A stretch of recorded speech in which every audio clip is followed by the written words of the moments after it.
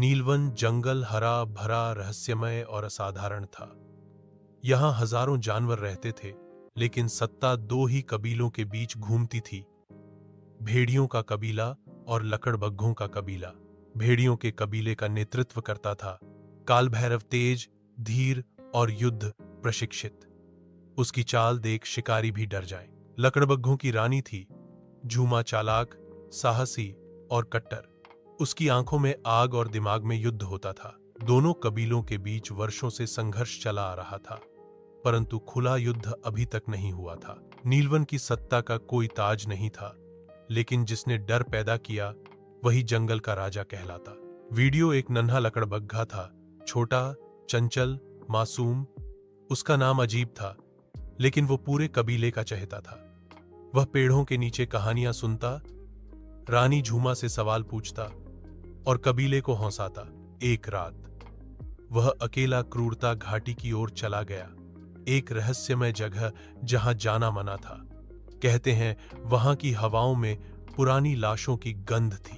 अगली सुबह उसका शव घाटी के किनारे पाया गया। उसकी गर्दन बेरहमी से फटी हुई थी, शरीर पर पंजों के गहरे निशान थे और आंखें खुली की खुली रह गई थी।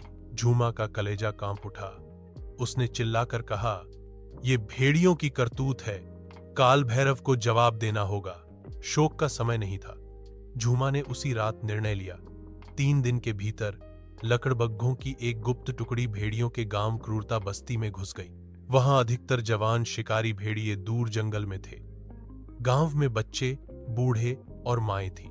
लकड़बग्घों ने सोते हुए 21 भेड़ियों को मार डाला, एक एक को गला रेतकर, पंजे से चीरकर। सुबह जब काल भैरव लौटा और शव देखे, उसका क्रोध फूट पड़ा। उसने खून से सना हुआ एक बच्चा गोद में उठाया और फुसफुसाया, "अगर हमने तुम्हें नहीं मारा, फिर ये बदला क्यों?" क्रूरता नरसंहार ने नीलवन को 2 हिस्सों में बांट दिया। युद्ध अब अपरिहार्य था, लेकिन असली कहानी जंगल की झाड़ियों के पीछे पनप रही थी। एक गुप्त कबीला, छाया कबीला, जिसका नेतृत्व करती थी लोमड़ी फितूरी, सालों से जंगल की सत्ता छीनने की योजना बना रहा था। फितूरी जानती थी कि जब तक भेड़िए और लकड़बग्घे साथ हैं, जंगल में कोई तीसरा राज नहीं कर सकता। उसका प्लान था, दोनों कबीलों को एक दूसरे से लड़वाओ और जब वे थक जाएं, तब सत्ता छीन लो। उसने भेड़िए जैसे नकली पंजों वाले लोमड़ियों से वीडियो की हत्या करवाई। हत्या के बाद जगह जगह लकड़बग्घों के खिलाफ भ्रामक निशान छोड़े। फिर कुछ गुप्तचर लकड़बग्घों को सबूत दिखाने भेजे। झूमा को विश्वास हो गया कि काल भैरव ने ही वीडियो को मारा। उसी विश्वास के आधार पर क्रूरता नरसंहार हुआ। काल भैरव को शक था, हमने वीडियो को नहीं मारा, कोई तीसरा खेल खेल रहा है। लेकिन क्रूरता नरसंहार के बाद वह भी चुप नहीं रह सकता था। उसने कहा, "अब जंगल की मिट्टी में मेरे बच्चों का खून है, जवाब जरूरी है।" झूमा ने ऐलान किया, "जब तक हर भेड़िया हमारी माताओं के सामने रोता नहीं, मैं चैन से नहीं बैठूंगी।" नीलवन के मध्य मैदान में युद्ध की तैयारी शुरू हो गई। दूसरे पूर्णिमा की रात, जब चांद के नीचे जंगल सांसें थामे बैठा था, युद्ध शुरू हुआ।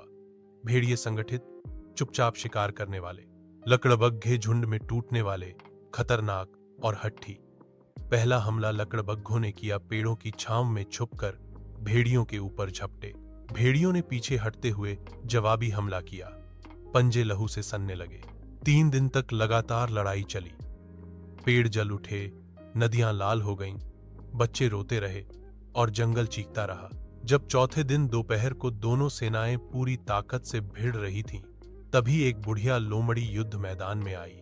वह थी रंधूरी फितूरी की सौतेली बहन, जो कभी छाया कबीले की सदस्य थी, लेकिन साजिश से तंग आकर उसे छोड़ चुकी थी।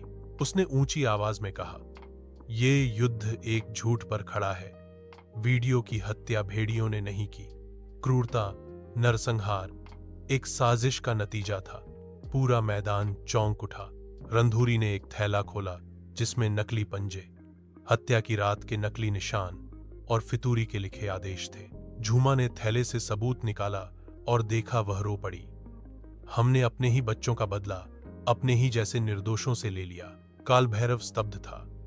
सच्चाई इतनी गहराई में छिपाई गई और हम उससे दूर भागते रहे। दोनों ने मिलकर युद्ध बंद करने का निर्णय लिया। शव जलाए गए, घायलों की मरहम पट्टी की गई और जंगल की धरती पर पहली बार साथ में शोक मनाया गया। काल भैरव और झूमा ने अपनी सेनाओं को एकत्र किया और फितूरी के गुप्त अड्डे की घेराबंदी की। गुफा में छाया कबीले के सदस्य, छुपे मिले लोमड़ियां, गीदड़ और चालबाज बिल्लियां। फितूरी भागने की कोशिश में पकड़ी गई। झूमा ने कहा, तेरी चालबाजी ने हमारे बच्चों को अनाथ कर दिया। अब जंगल तुझे नहीं छोड़ेगा। फितूरी और उसके अनुयायियों को जंगल से हमेशा के लिए निष्कासित कर दिया गया। वीडियो क्रूरता गांव के निर्दोष भेड़िए और युद्ध में मरे हर मासूम की याद में जंगल के बीच एक संगमरमर का स्मारक बनाया गया। उस पर लिखा गया, एक बच्चे की मौत ने दो जातियों को विभाजित किया, लेकिन सच्चाई की लौ ने जंगल को बचा लिया। काल भैरव और झूमा ने मिलकर नीलवन सुरक्षा परिषद बनाई, जिसमें सभी जानवरों की भागीदारी थी। रंधुरी को जंगल की सत्य प्रहरी बनाया गया।